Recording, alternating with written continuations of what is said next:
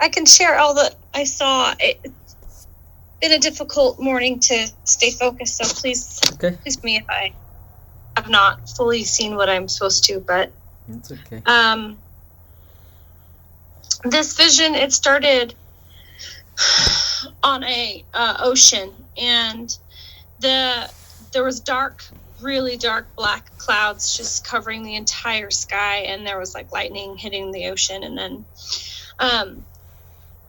I saw the water was pretty mellow. There wasn't a lot going on in the water. It seemed like a normal ocean with just, regular waves and things like that. And in the ocean was this tugboat. I think that's what it's called. It's like a boat that's pulled by another boat. I just felt like it was a tugboat. I have no idea. Anyway, and it was a small vessel. And in the background, the sun was rising. On the horizon, the sun was rising really big and bright behind the ocean, like in the far back. And you can see this little tugboat. I believe it was supposed to be connected to a larger vessel, but it wasn't. It was sort of just bobbing around in the water, just kind of moving to and fro and things like that. But the horizon was rising in the background. And then the next thing that happened was you could see that there was a large vessel, huge, like 100 times the size of this little tugboat. It was sort of off to the right, just staying in position and waiting and not being, obviously not tossed by any wave or any water, just staying there.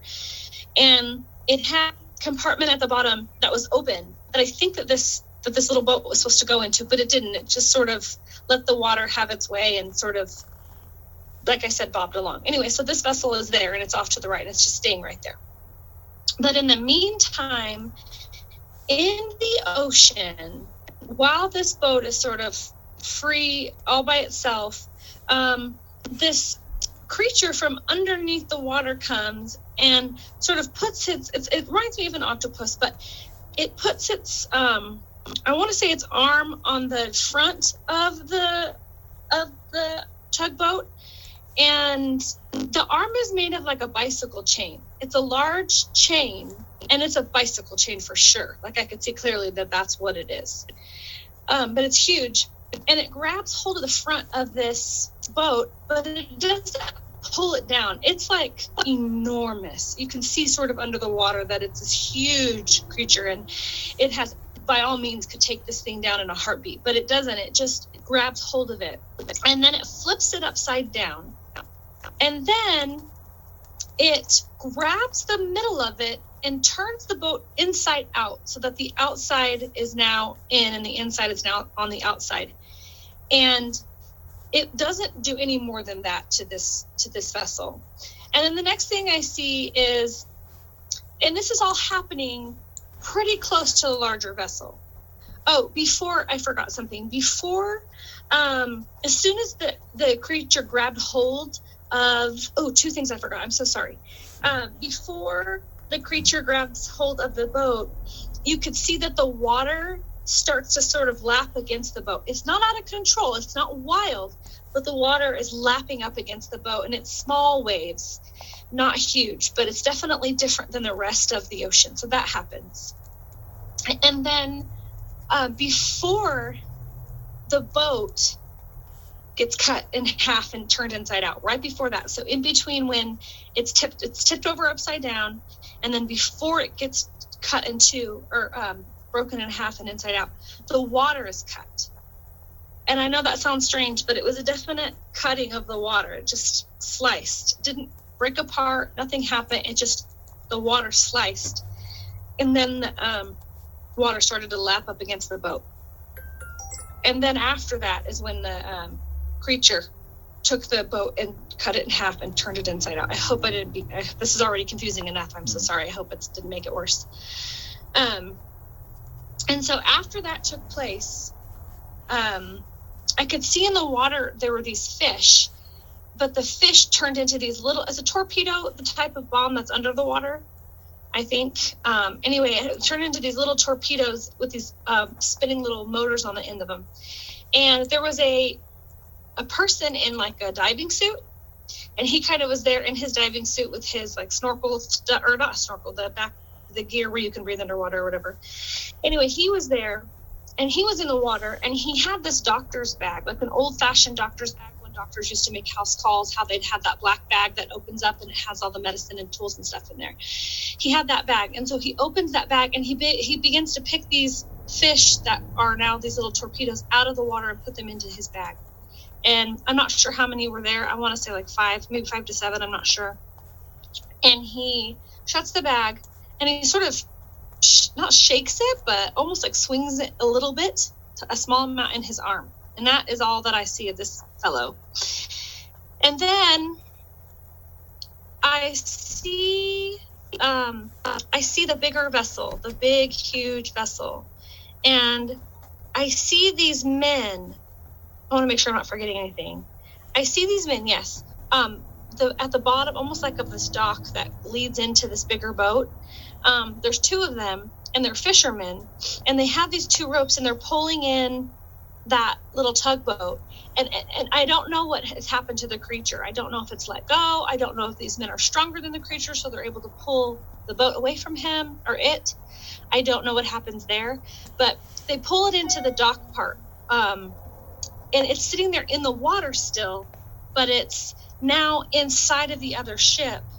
And they reach down. There's these little, maybe something that you would tie the boat to. It's like these little circles, sort of, and they tie the boat off onto these. Each man ties the boat off on each side.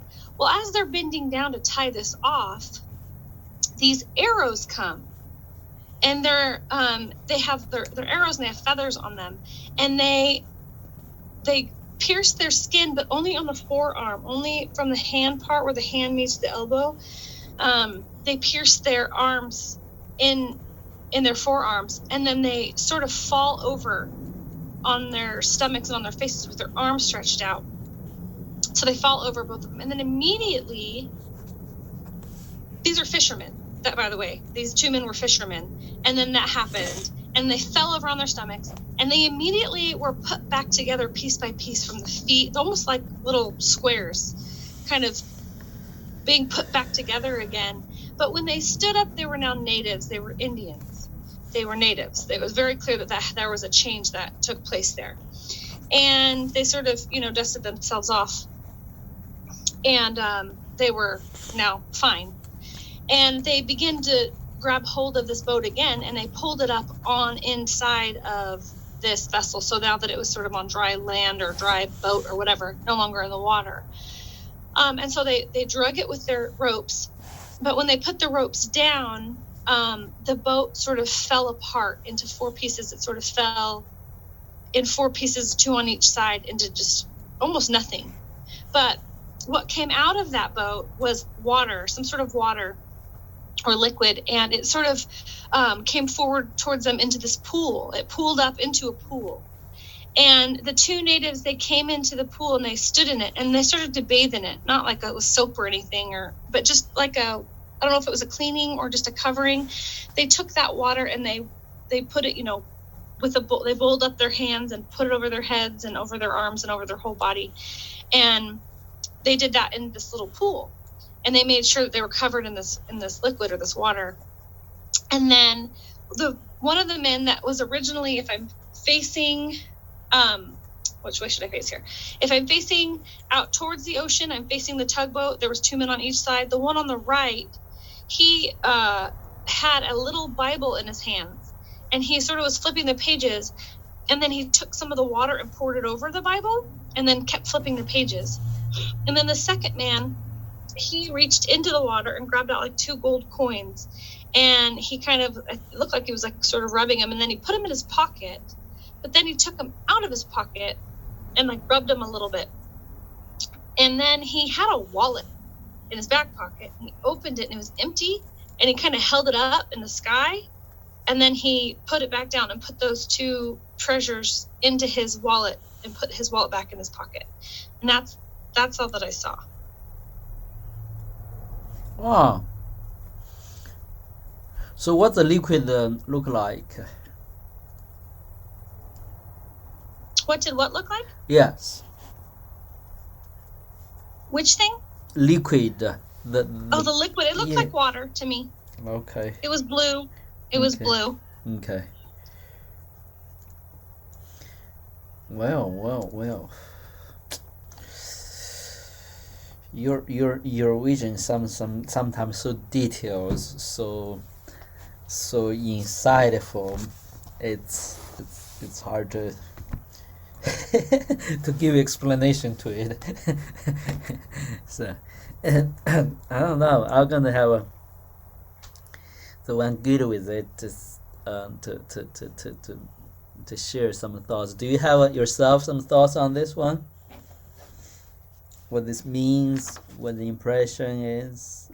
Oh, I have no idea. This was really strange. It was hard to follow, even to see it. Yeah.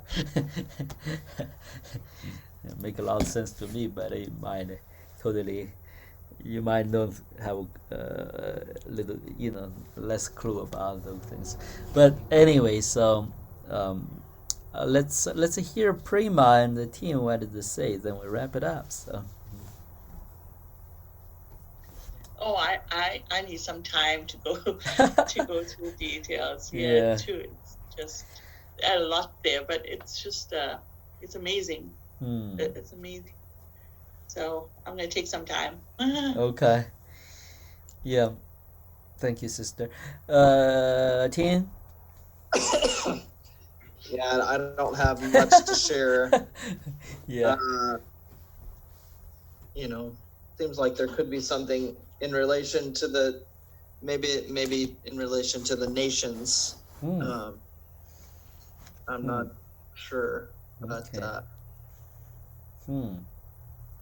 almost like there's an attempt to salvage something that is no longer, or that can't be salvaged. Not sure if the boats represent various entities, nations or otherwise, or agendas. I may not be